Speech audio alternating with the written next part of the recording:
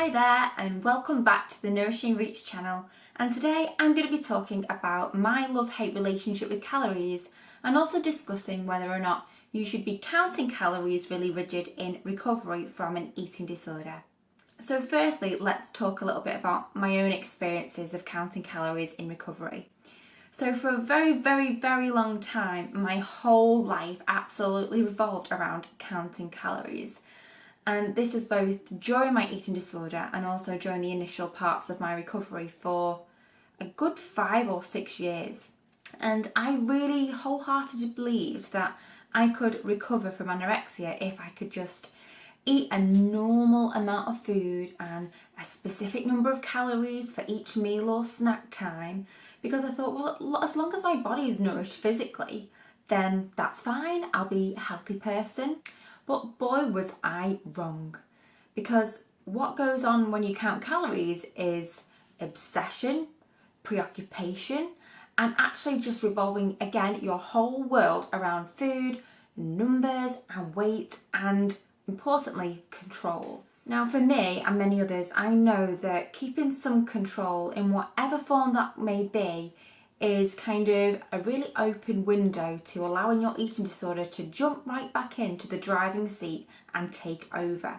So when I was counting calories, what I was actually doing was keeping myself in this really rigid box. And unless things adhered to this specific amount for every meal and snack time, I became really scared, anxious if I couldn't see the calorie amount on a label. When I was out in a cafe or even a restaurant, I would refuse point blank to go there. And so even though on the outside it looked like I was eating enough, really I wasn't in recovery at all, and I was still living a really restricted lifestyle. And this can happen to so many of us in recovery. We can feel as though, well, if I just eat more and eat exact amounts of calories, then, you know what, I'll feel a lot more freer in life. I'll be able to do everything I want to. But the reality is, even though you might be able to eat more, it's still under very restrictive circumstances, if that makes sense. So you might have experience of worrying, well, I don't trust my body to know how much I should eat if I don't count calories. I don't know what portion I should have, and I need calories as a guide to direct where I should go with my food intake, and also to make sure that my body doesn't gain too much weight, whatever too much weight actually means. But we have to think here, well, isn't counting calories, again, even if you were at a healthy weight, isn't that just another form of rigidity to place on your life? I know for me it absolutely was, and it stopped me from doing so many things. It kept me controlled around times, places I would go, where I would eat and how much I would eat.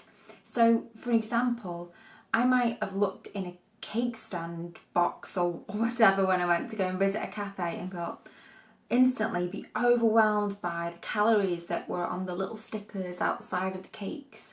And instantly my whole mind is on this whirlpool of negativity going, choose the lowest one, choose the lowest one, choose the safest one, don't pick the one that you want because that has the most calories in, and why don't you just save your calories for later on in the day, then you can enjoy something you really want.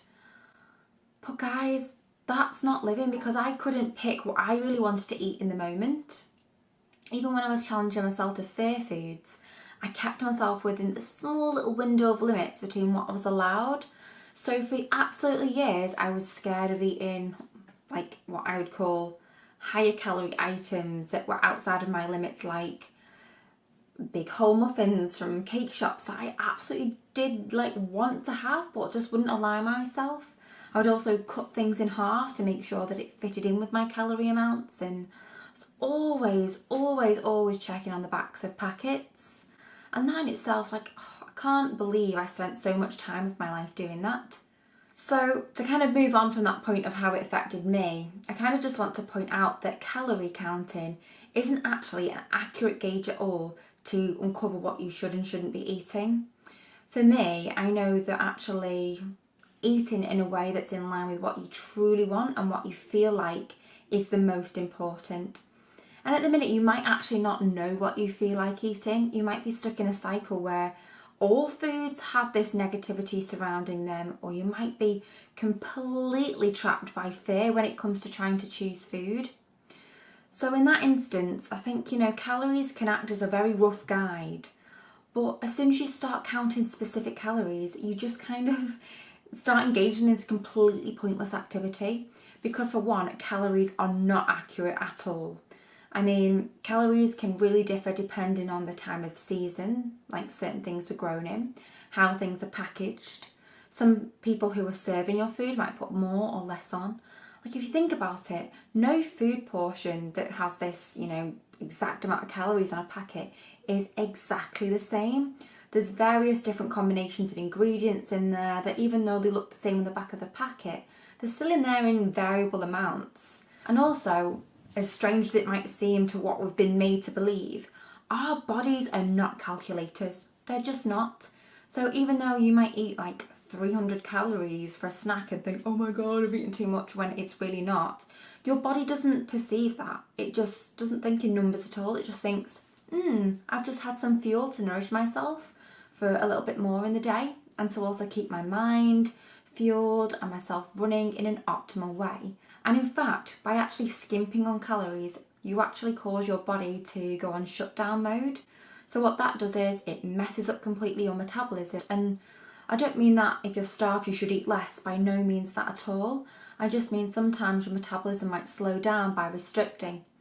And actually, by eating more and being so much more free with calories, you open that window of opportunity for your body to function optimally, increase its metabolism. And then that can decide how your body uses energy rather than the numbers on the back of a packet. So I don't think personally that we give our bodies enough credit for just how complex, intuitive, and really, really, really goddamn intelligent they are. So for me and lots of other people, we can often get into the worry mode that our bodies are going to spiral out of control, we're going to gain a ton of weight if we eat X, Y, or Z, or we're just going to reach our healthy weight and not be able to stop. But that's not true, and relying on calories to stop you from reaching your healthy optimum or what your body wants is just a complete false sense of security. Because if there's one thing in recovery that I can pass on to you that's really meant so much to me, it's these 3 key words, and that's body knows best. So regardless of what's on the back of a packet, your body knows best. Like no matter how much you eat, your body knows best. So it will utilise the energy from that food to do various things that we can't control, no matter how much we read into food, no matter how intelligent we think we are about food, or how many calories we're able to accurately count. But body knows best. Because let's face it, it's evolved over millions and millions of years, and it knows what to do with food.